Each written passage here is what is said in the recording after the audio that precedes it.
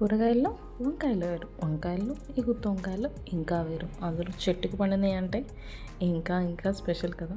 వీటితోటి నేను కుర్మాలు అట్లనే ఫ్రైలు కాకుండా పచ్చడి ట్రై చేద్దామని చేస్తున్నాను. ఈ పిల్లలు ఉన్నారే చిన్న చిన్నవి కూడా కట్ చేసేసారు. సో మనం ఈ 3 వాడేసి పచ్చడి చేసేద్దాం.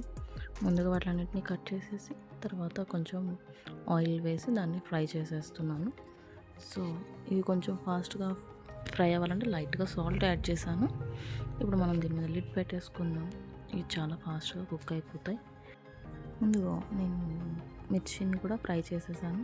సో ఫస్ట్ వాటిని జార్లోకి తీసుకుందాం. అట్లానే కొంచెం వెల్లుల్లి తీసుకుందాం, 4 రెబ్బలు. దాంట్లోకి సాల్ట్ ఎవరి టేస్ట్ తగ్గట్టు వాళ్ళు, అట్లనే దాంట్లో కొంచెం జీలకర్ర యాడ్ చేసామంటే దానికి మంచి టేస్ట్ వస్తుంది.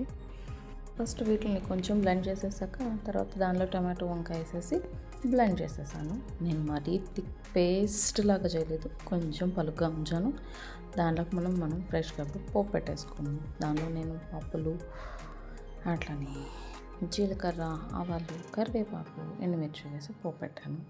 మంచి స్మెల్ వస్తుంది. దీన్ని మనం చపాతీ, రోటీ, రైస్, ఇడ్లీ, దోశ దేనిలోకైనా చాలా మంచిగా అనిపించే టేస్ట్ అనమాట ఇది.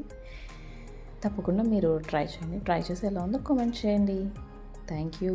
Please share and subscribe.